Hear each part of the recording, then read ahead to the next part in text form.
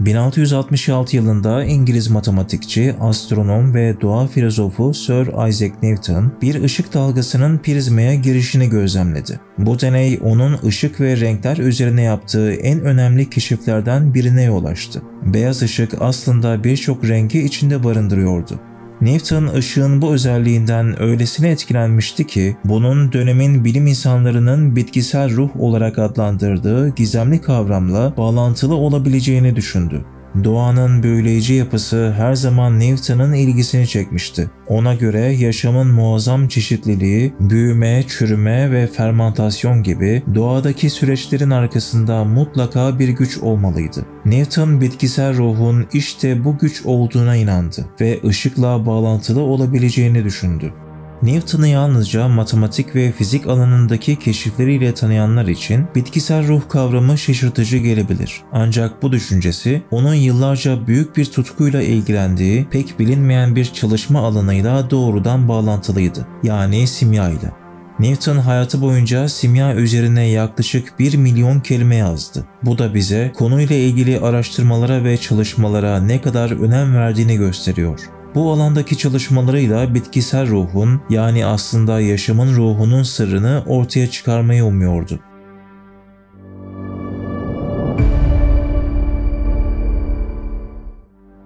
Antik Çağ ve Orta Çağ boyunca simyacıların en büyük hedefi sıradan metalleri altına dönüştürmek ve hayat iksirini keşfetmekti. Ancak Newton ve onun gibi simya ile ilgilenenler için en büyük hayal kırıklıklarından biri bu kadim bilginin özellikle Orta Çağ'da büyük bir sır olarak kalmaya devam etmesiydi. Simyanın kökeni Newton'dan yaklaşık 2000 yıl öncesine Antik Mısır ve Antik Yunan'a kadar uzanıyor. Simya geleneği, simyanın babasının Hermes Trismegistus olduğunu söylese de bu kadim sanatın kökenini tek bir kişiye bağlamak oldukça zor. Altın her zaman en değerli maden olarak görülmüştü ve bu yüzden simyacılar onu üretmenin yollarını arıyordu. Gümüş ve diğer metallerle yapılan deneyler zamanla usta zanaatkarların yeni alışımlar geliştirmesine yol açtı. Ortaya çıkan sahte altın çeşitleri piyasaya sürüldüğünde bu durum ciddi ekonomik sonuçlar doğurdu. Aslında bu dönüşüm sonucu elde edilen metaller gerçek altın değildi ama o kadar ikna ediciydi ki ayırt edilmesi neredeyse imkansızdı. Mısır, Roma İmparatorluğu'nun kontrolüne geçtiğinde sahte altın büyük bir sorun haline gelmişti. O kadar ki M.Ö. 284-305 yılları arasında hüküm süren Roma İmparatoru Diocletianus, altın ve diğer metallerin yapımı ile ilgili tüm yazılı metinlerin imha edilmesini emretti. Böylece simya bilgisi bir kez daha gizemler ve yasaklar arasına gömüldü. Antik Yunanlılar simyanın gelişmeye başladığı dönemde önemli bir rol oynadı. Ancak onların katkısı maddeyi işlemekten ziyade onun doğasını anlamaya yönelik teoriler geliştirmekti. Antik Yunan filozofları maddenin temel bileşenlerini sorgulayarak simyanın düşünsel temelini attılar. Simya üzerine Antik Yunanca yazılmış en eski metinlerse altın taklidi metallerin ve farklı alaşımların nasıl üretileceğine dair tarifler ve formüller içeriyordu. M.Ö. 4. yüzyılda Aristoteles'in öğretileri kendisinden önceki ve sonraki birçok antik Yunan düşünürü gibi simya üzerinde büyük bir etki yarattı. Ancak simya açısından asıl dönüm noktası M.Ö. 300 yılı civarında Panapolisli Zosimos'un çok sayıda simya çalışmasını kaleme almasıyla gerçekleşti. Zosimos'un yazıları papirüslerde bulunan eski formüllerden çok farklıydı. Onun çalışmaları simyayı daha kapalı, gizemli ve anlaşılması zor hale getirdi. Bilgilerini doğrudan aktarmak yerine semboller ve bilmecelerle süslenmiş bir dil kullanıyordu. Ne demek istediği tam olarak açık olmasa da simyada gizliliğin önemini vurgulayan ilk isimlerden biri oldu. Zosimos'un bu üslubu zamanla bir gelenek haline geldi ve simyanın gizemli, şifreli anlatım tarzı yüzyıllar boyunca sürdü. Günümüzde simyaya dair yaygın algının oluşmasında onun eserlerinin büyük bir payı olduğu söylenebilir. Batı Roma İmparatorluğu'nun 5. yüzyılda çöküşünün ardından Müslüman fatihler Arap medeniyetine dönemin en güçlü uygarlıklarından biri haline getirdi. İslam dünyasının bu altın çağında Arap alimleri antik Greko-Romen metinlerini titizlikle tercüme etmeye ve kendi bilgi birikimleriyle harmanlamaya başladılar. Özellikle Mısır'ın Arap egemenliğine geçmesiyle birlikte gün yüzüne çıkan simya belgeleri eski İslam bilginlerinin çalışmalarıyla birleşerek daha da gelişti. Arap dünyasının en ünlü simyacısı 721-813 yılları arasında yaşamış olan Cabir bin Hayyan'dı. Aristoteles'in öğretilerinden yola çıkarak simyanın temel taşlarından biri olan kuramını geliştirdi. Metallerin cıva ve kükürdün birleşiminden oluştuğunu öne sürdü. Onun ardından 9. yüzyılda fizikçi ve filozof Ebu Bekir Er-Razi simya çalışmalarını devam ettirdi. 10. yüzyılda ise Batı'da Avicenna olarak bilinen İbn Sina bu alanda önemli çalışmalar yapan bir diğer büyük alim oldu. Arap dünyasının bu büyük bilgilerinin çalışmaları Batı'ya ulaştığında Orta Çağ Avrupa'sında simya yeniden alevlendi. 13. yüzyılda günümüz Almanya sınırları içindeki Swabia bölgesinden Albertus Magnus, simyayı Avrupa ile yeniden tanıştıran isimlerden biri oldu. O da Cabir bin Hayyan'ın cıva kükürt teorisini destekliyor ve maddelerin birbirlerine dönüşebileceğine inanıyordu.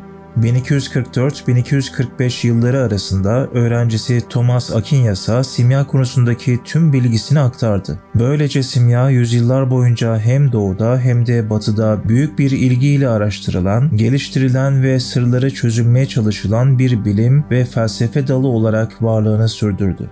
13. yüzyılın bir diğer önemli simyacısı Roger Bacon, simyaya hem teorik hem de pratik açıdan yaklaşarak farklı metinler kaleme aldı. Ona göre doğru uygulanan işlemlerle metallerin doğadaki ham hallerinden çok daha değerli hale getirilmesi mümkündü. Albertus Magnus, Roger Bacon ve dönemin diğer önde gelen simyacıları metallerin dönüşümü konusunda büyük bir tutkuyla çalıştılar. Ancak ne kadar uğraşırlarsa uğraşsınlar bunu kanıtlamayı başaramadılar. Tam da bu dönemde simya metinlerinde felsefe taşı giderek daha fazla yer bulmaya başladı. Felsefe taşı fikri yaygınlaştıkça simya metinleri daha da gizemli bir hale geldi. Bilmeceler, semboller ve şifreli anlatım metinlerde giderek daha fazla kullanılmaya başlandı. Ancak felsefe taşının gerçekte ne olduğu veya ne olabileceği hala bir muamma. Bu taş hakkında pek çok farklı teori ortaya atıldı. Bazı simyacılar onun bilinen simya bileşenleri olan cıva ve kükürde eklenen tuz ile oluştuğunu savunuyordu. Fakat burada kritik bir fark vardı. Kullanılan cıva, kükürt ve tuz sıradan maddeler değildi. Bunlar doğrudan fiziksel formlarından çok daha saf ve gizemli özelliklere sahip olan simyacılar tarafından özler olarak adlandırılan özel bileşenlerdi. Böylece yüzyıllar boyunca sayısız simyacı felsefe taşının sırrını çözmeye çalıştı. Ancak bu esrarengiz madde tıpkı simyanın kendisi gibi hem bir umut hem de bir bilinmez olarak kaldı.